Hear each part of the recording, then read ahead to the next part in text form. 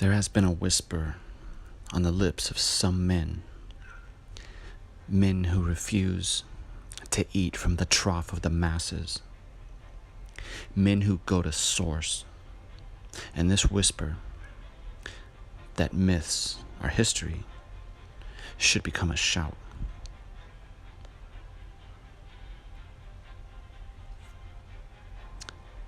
"2,500 years ago, the Greek tragedy writer Aeschylus wrote a trilogy. The first part is called Prometheus Bound. It is the only part of the trilogy that survives to this day.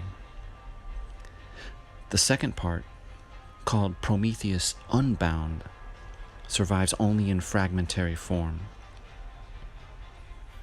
The third part, called Prometheus Firebringer, is completely lost to history. Many are aware that Zeus punished and bound Prometheus because he stole fire from the gods and gave it to humans. But in Aeschylus' account, Prometheus tells us that not only did he give us the fire, he also gave us all the arts and sciences, medicine, bronze, iron, silver, and gold, the use of numbers, the saddling of beasts, the building of ships, and the rising of the stars.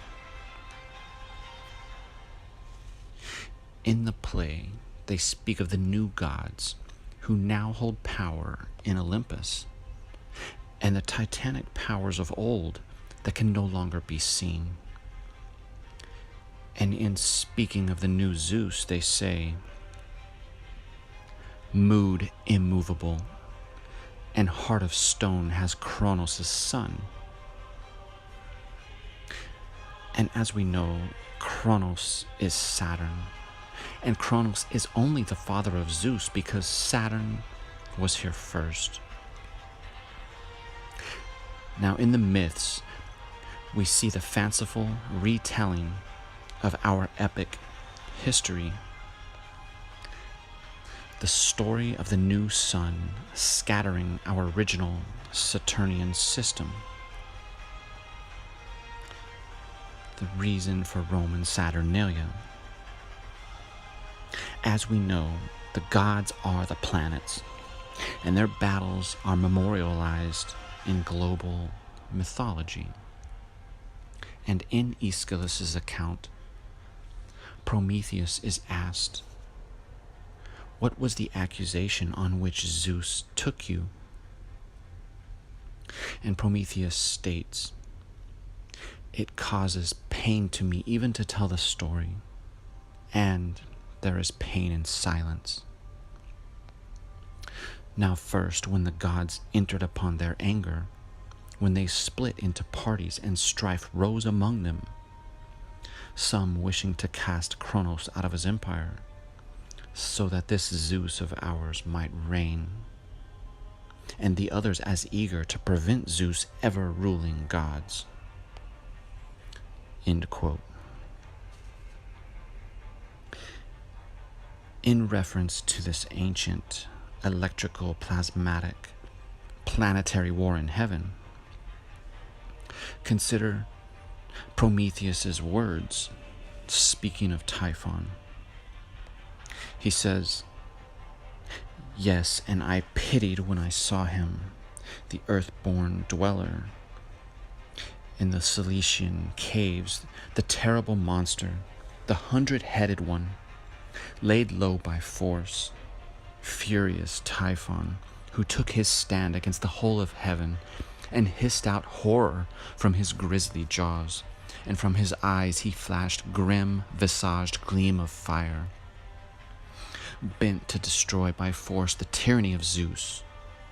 But the unsleeping bolt of Zeus came down on him, the precipitous thunderstone, breathing out fire, and knocked the proud words out of him.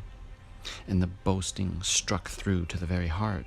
He became mere dust and ashes, and his strength was blasted out of him."